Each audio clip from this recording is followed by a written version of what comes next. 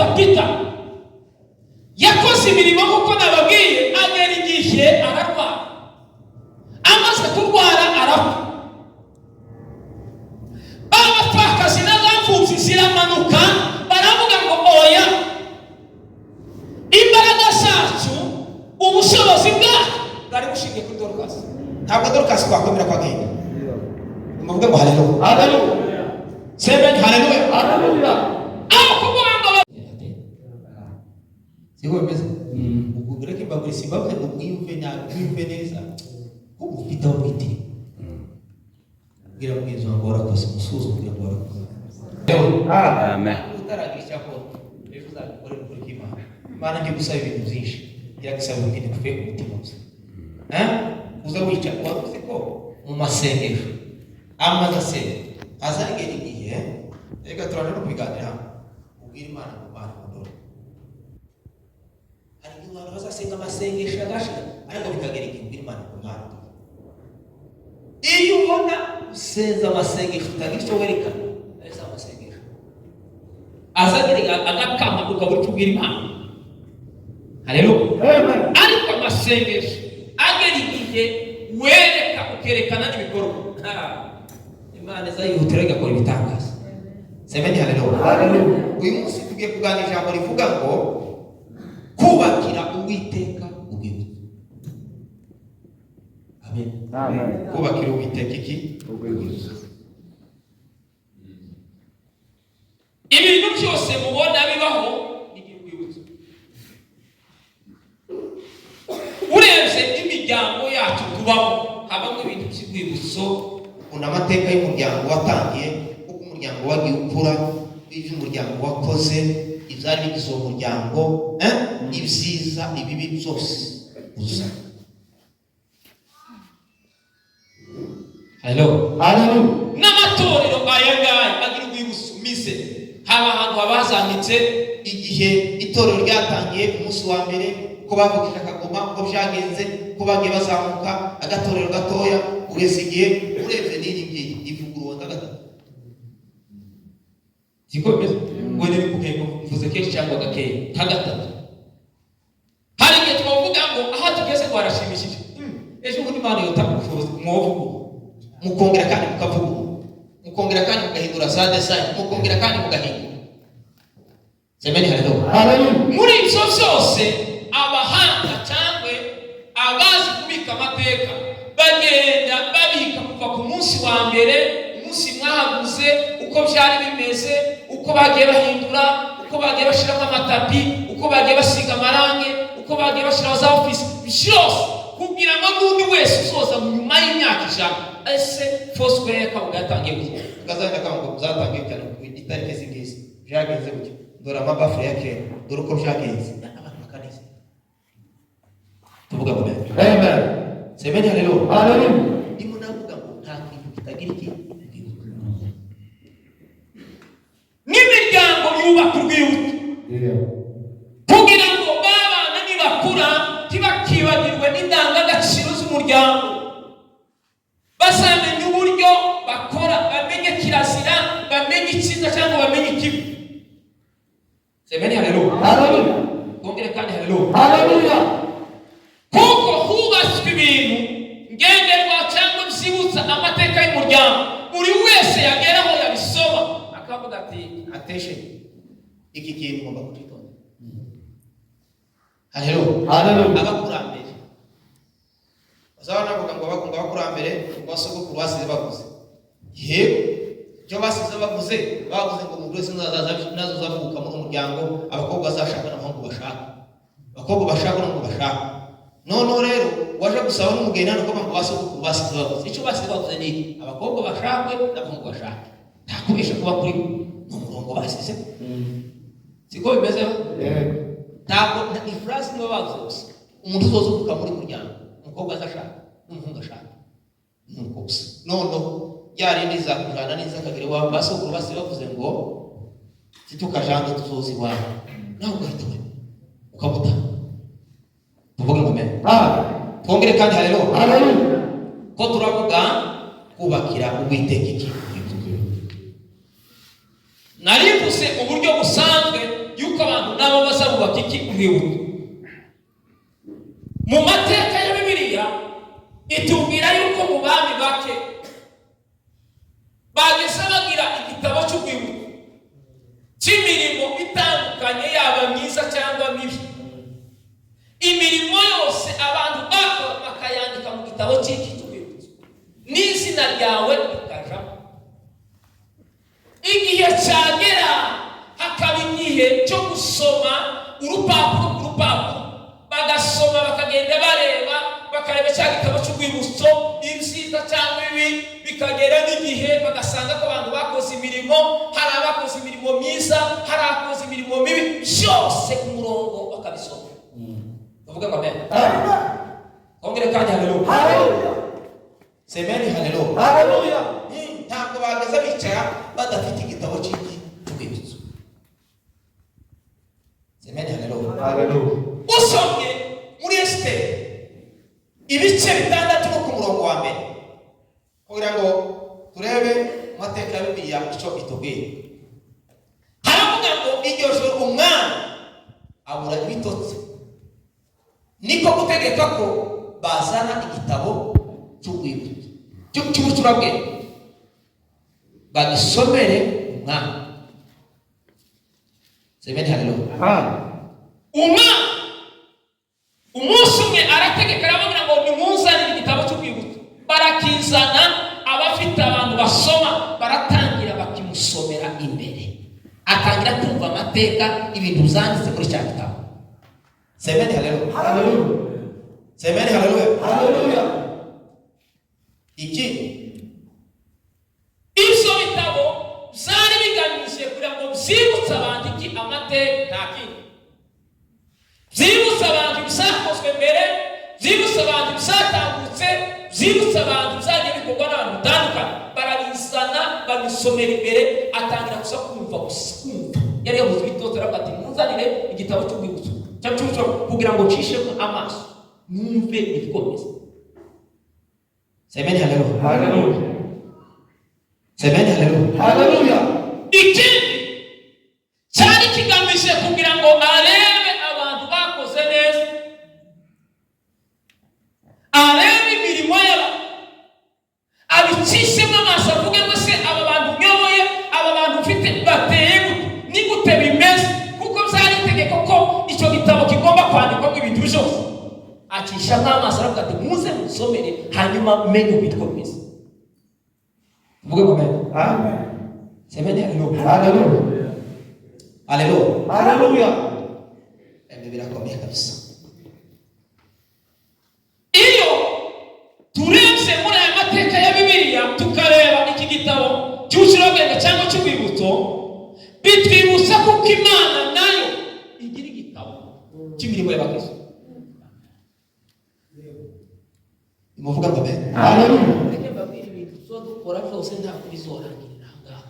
Hari igihe abantu base bakora ibintu, reka tuganire neza, ndaza kuri kwa nyuma niho kandi zani gutacana, ariko ndagira ngo tuganire twumvikane.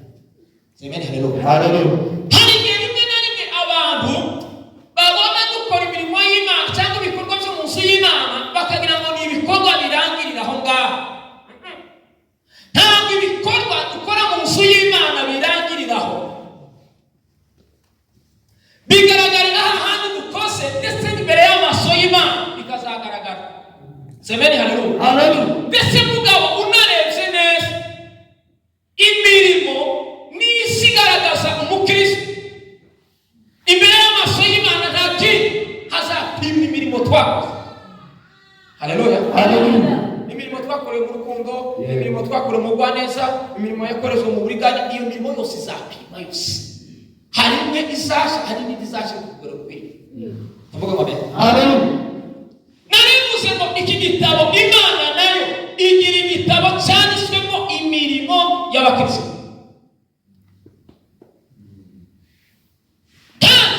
Ntabwo ari imirimo yo gupfa, nta ruswa iriho, izareba ibyo wakoze.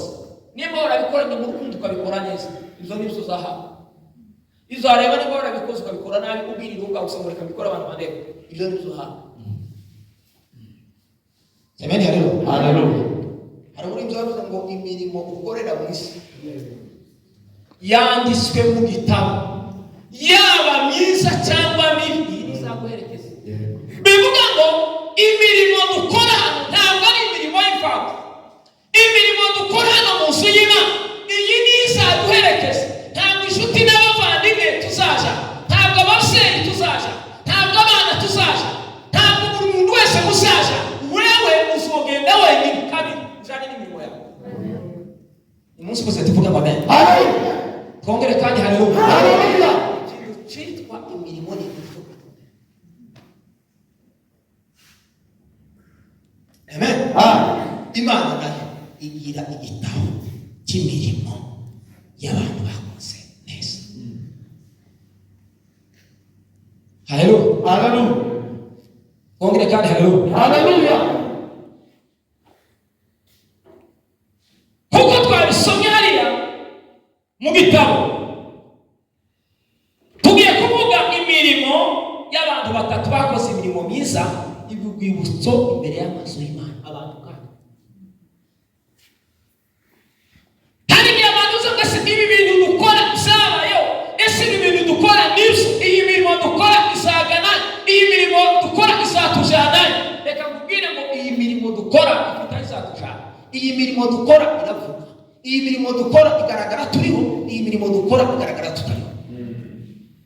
Nimuvuga amen. Haleluya. Bivuga ngo gukora imirimo ntabwo wakora. Amen. Uwa mbere Tabita ariwe Doroka. Bibiliya isitubwira ngo Doroka yakoze imirimo myiza. Mu mutima wiwe yishyizemo ikintu cyo gufasha abandi no gukorera abandi. Ndetse rimwe na rimwe ibyiwe asanga ubishyize ku ruhande, ariko aravuga ngo imirimo yanje yo kudoda ngiye kudodera imfubyi n'abapfakazi.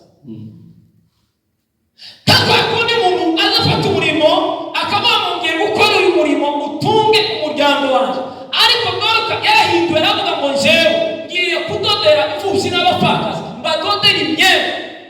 Tenge umupfakazi uzabura umwenda, tenge imfubyi uzabura umwenda. Dorukasi abigira siroga, aravuga mu buzima bwanje iki ngiye gukora. Imana izitegereje irabigeze. Tuvuga amen. Semeni haleluya. Haleluya. Bivuga ngo ibyo bikorwa bya Dorukasi ariwe Tabita birazamuka bigera imbere y'amaso y'Imana. Zama bivuga ngo zubaka ikintu cyitwa urwibutso. Semeni haleluya. Imana yasigira ngo irebe Dorukasi ikazibona imirimo myiza akora. Ya mirimo irazamukira musumba, ya mirimo iragenda igera imbere y'amaso y'Imana. Imana yareba ikabona imirimo, Imana yareba ikabona ibikorwa. Iteka ryose Imana yashyiriyeho hano mu gitondo n'imugoroba, Imana ikanezezwa n'imirimo ya Dorukasi. Haleluya. Kongera kandi haleluya. Haleluya. Kakubwira umukristo udafite imirimo si umukristo. Kugira ngo njyewe nitwe njyewe nuko naba mfite imirimo. Kongera kandi haleluya. Haleluya. Haleluya. Haleluya. Imana yacu nziza. Ndio. Imana irakomeye. Haleluya. Dorukasi yari gitangaza. Yubaka urwibutso gusa ushingiye ku mirimo myiza.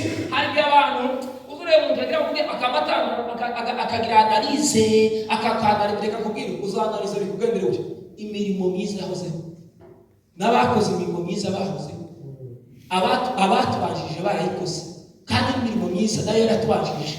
Nuzaza ukora ikintu ntukaze umenye ko ari wowe wa mbere, uzuvuga ngo nanjye icyatumye ndebe mu mabwiriza ukora. Amen. Semeni haleluya. Haleluya. Dusomye ibyakozwe n'intumwa ibice 9:40 haravuga ngo Petero arabaheza bose, arapfukama arasenga, ahindukirira intumwa ati Tabita haguruka. Arambura amaso abonye Petero arazuka aricara.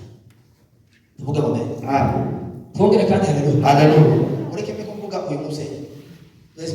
Haleluya. Haleluya.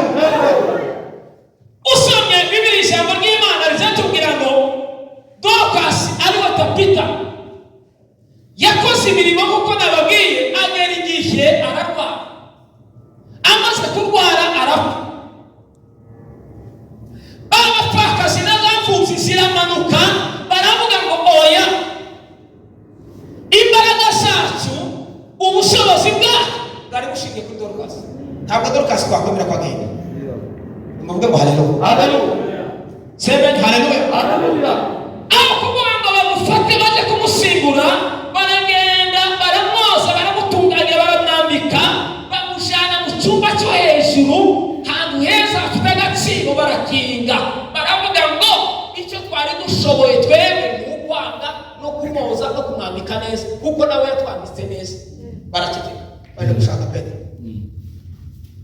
Seven haleluya. Haleluya. Haleluya. Haleluya. Yego imbaraga zindi. Ndiyo.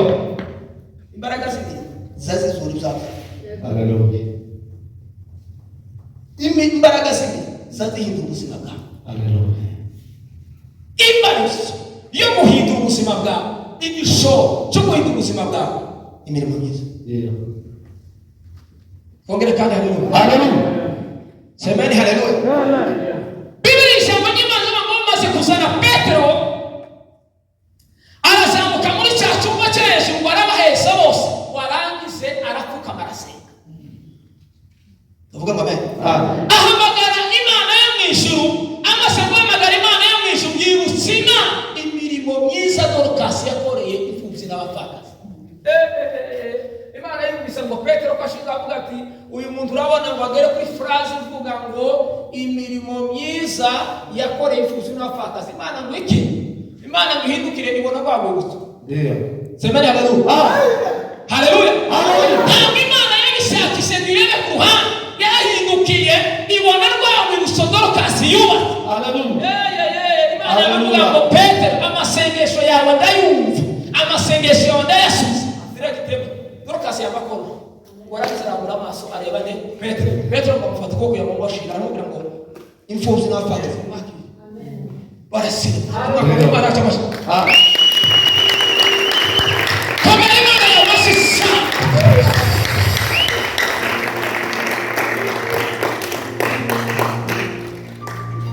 Hashimwe izina ya Yesu.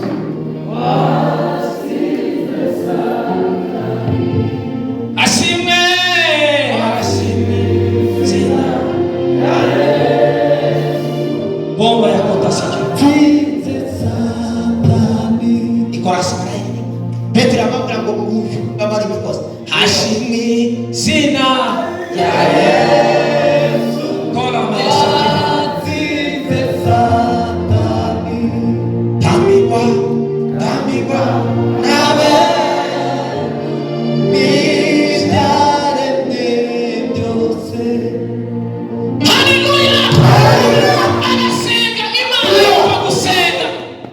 Imana ndireba urwibutso rw'imirimo myiza Dorukasi yakoze. Imana ngihindagure ikabona kera, ikabona agakanzu, ikabona agasha, ikabona igitare. Imana ngivyitegereza ngo se uyu waretse ibyiwe akitangira gukora imfuzu n'abapfakazi. Imana yavuga ngo ntibishoboka. Ayo masengesho ndayasubiza. Hari igihe kimwe umuntu akora ibintu Imana yavyitegereza ikavuga ngo uzanze bikoze. Haleluya. Haleluya. Imana imeze tuzatuba inkingi zitore. Tugerageza muzo ushobora. Imana itavuze ngo ukore udashobora. Ariko muri bikeya ubwibutso. Ndiyo. Imirimo myiza mu bwibutso imbere y'amaso. Haleluya. Ariko kuvuga imbere y'amaso y'Imana ufite se. Uzi gusenga ukabura ikintu ubwira Imana. Petero kiyasanga tapita ntacyo yakoze. Reka kubwira ntabwo isengesho ryari kumvika. Yari gusenga yagira ahantu yagira ibyo yibutsa Imana akabibura. Ariko yasengutse tapita aravuga ngo ma dore ma reba iki gitenge. Abapfakazi bose bari hasi bakenyeye ibitenge n'amakanzu n'abana bagenda neza bambaye imyenda bavuga ngo ma ukeneye gusa tapita. Ababyeyi bacu turi imfubyi n'abandi turapfaka. Ibishaye amateka yarabaye, ibyo ntabwo dushaka kwifuza. Ikintu gisa kimwe twifuza ni Dorukasi umutugana. Semeni haleluya. Semeni haleluya. Imirimo myiza ihinduka urwibutso imbere y'amaso y'Imana. Semena Imana yasireba mu gitabo cy'urwibutso yakure ikabona imirimo myiza. Hashimwe izina ya Sinze Satani.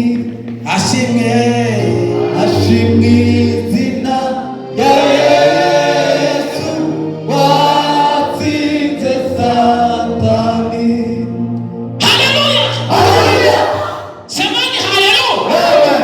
Usomye izakozwe n'intumwa 9:42. Iyo. Haravuga ngo bimenyekana ko hose benshi bizera Imana. biramenyekana Yopa hose benshi bizera Imana. Yopa reka kubwira imirimo myiza y'Ubukristo izivuga ubutumwa. Yumvise ke abantu ngo bavyumva biyopa Barabimenya bose bizera Imana. Haleluya. Bose batangira guhinduka baraba ngo by'ukuri Imana ibaho. Yego biciye mu mirimo myiza Imana isigara. Imana isisura abantu batangira kuvuga gukomera kw'Imana. Iyo hose birasirikira mu mudugudu, birasirikira mu karere, abantu bose baravuga ngo karabata. Tuvuge kwa mbere. ariko iki cyazo 44 kwasura 9:44 bimenyekana Yopa hose benshi bizera Imana. Iyo. Wari uzi ko imirimo yawe myiza ari ubutumwa? Iyo. Iyo ukoze neza ugakora ibikorwa byiza bizavyigisha abapagani. Bivuga ngo abapagani biyo ntibigeze bagisikita, ntibigeze bavuga se bigenze. Uzore muri iki gihe hari abantu bari kubwira abapagani amagambo adafite imirimo, amagambo adafite imbuto nziza. Abapagani bakamangoya titujemera kubera iki nta imyitwarire y'imyeyo ntabwo ari ariko iyo bose bafite kumenya ngo Tabita yazutse kubera imirimo myiza bose babaroye bizera Imana baravuga. Semena iyo dukoze ibikorwa byiza tuba tuvuze ubutumwa. Hari igihe bigera Imana ikabimenyekanisha, hari igihe bigera Imana ikabyamamaza, hari igihe Imana ishaka ko abantu babimenye benshi babyumva bakizera Imana bitewe n'iki kubyo wakoze. Iyo. Numvise mugenzi wanjye ashima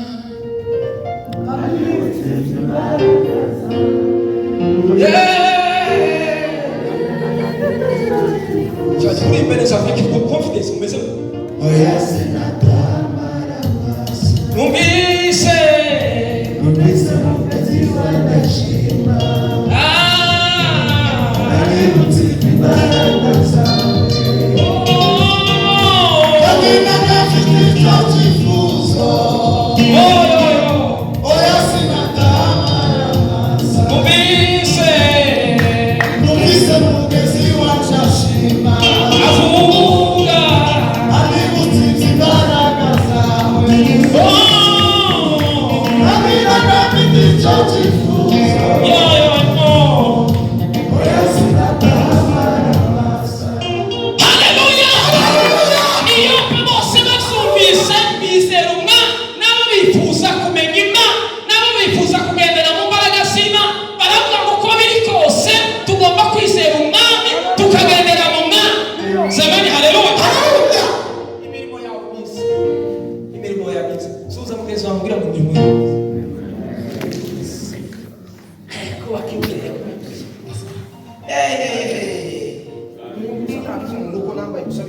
oya ngizwe n'ibintu biri imbere.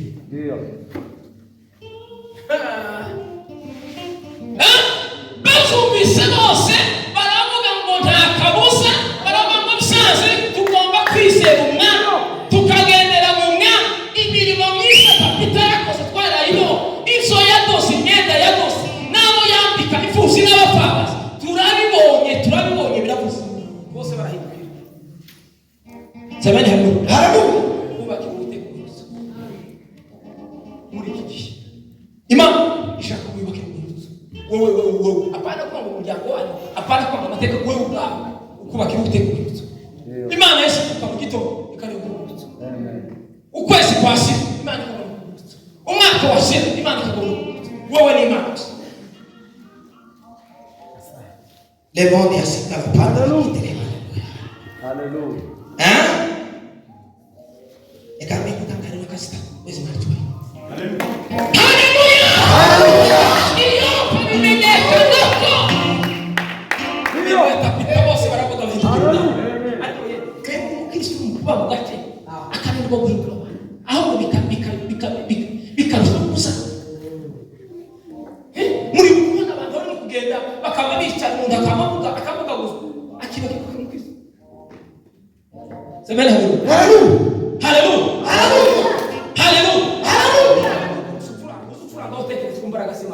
Numvise mugezi wanje ashima.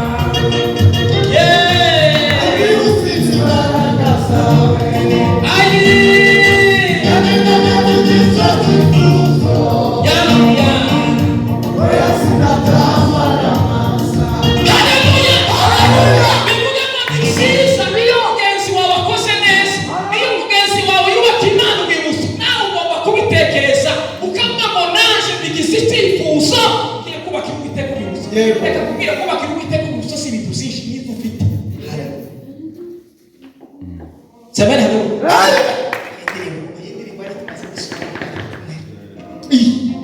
Numvise mugezi wanje ashima. Kunda ko umuntu yashima. Nanjye nkagira icyifuzo. Nanjye nzashima Imana. Ndio. Numvise mugezi wanje ashima. Hallelujah.